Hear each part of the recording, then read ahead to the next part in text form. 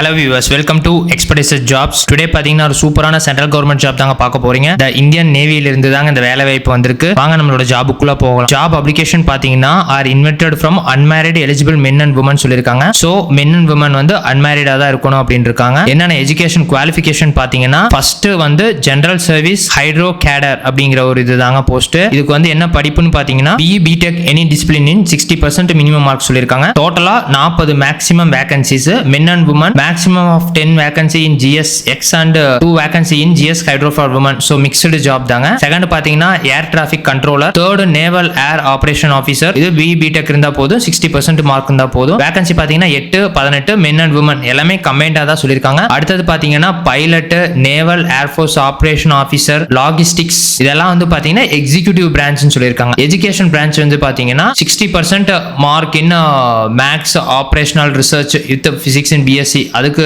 6 vacancy. இன்னொன்னு பாத்தீங்கன்னா BE BTech with minimum 60% mark in mechanical energy, electrical electronics communication engineering. So உங்களோட பிடிஎஃப்ல description கொடுத்துருக்கேன், கிளியரா படிச்சு பாருங்க. உங்களோட படிப்பு இருந்துச்சுன்னா நீங்க அப்ளை பண்ணலாம். டெக்னிக்கல் பிரான்ச்ல பாத்தீங்கன்னா 30 வேகன்சி, 50 20 மொத்தமா நிறைய வேகன்சி இருக்குங்க. இது நீங்க கிளியரா பாத்தீங்கன்னா உங்களுக்கு ஒரு ஐடியா கிடைக்கும். இதெல்லாம் போக அடிஷனல் என்ன சொல்லிருக்காங்கன்னா candidates have government of India ministry of shipping and transport certificate of competency foreign going either as second mate or master and born between. So இந்த டேட்டுக்குள்ள பார்ன் ஆயிருக்கும்னு சொல்லியிருக்காங்க. அதே மாதிரி நீங்க சர்டிபிகேட் வைக்க சொல்லியிருக்காங்க. Candidates having government of India ministry of shipping and transport certificate அது இருக்கணும்னு சொல்லியிருக்காங்க. இதெல்லாம் போக கமர்ஷியல் பைலட் லைசன்ஸ் ஹோல்டராகவும் இருக்கணும். Candidates having valid CPL issue by DGCA India அதுவும் பார்த்துக்குங்க. NCC கேண்டிடேட்டா இருந்தா இன்னும் கொஞ்சம் ப்ரிஃபரன்ஸா சொல்லியிருக்காங்க. ஹூ கேன் அப்ளை கேண்டிடேட்ஸ் வந்து மினிமம் 60% மார்க் இருந்தா ஓகே. செலக்ஷன் ப்ரொசீஜர் பாத்தீங்கன்னா உங்களை ஷார்ட் லிஸ்ட் பண்ணோம்னா உங்களுக்கு வந்து பாத்தீங்கன்னா என்னென்ன குவாலிஃபிகேஷன்னா BE BTech சொல்லியிருக்காங்களா அந்த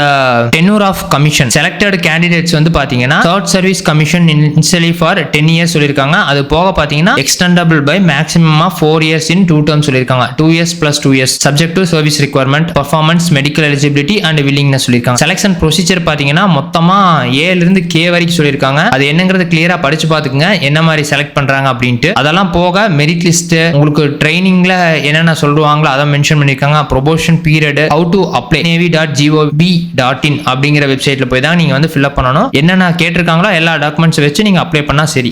இந்த மாதிரி சூப்பரான ஜாப் அப்டேட் உங்களுக்கு வேணும்னா மறக்காம எங்களோட சேனலை சப்ஸ்கிரைப் பண்ணுங்க. நன்றி.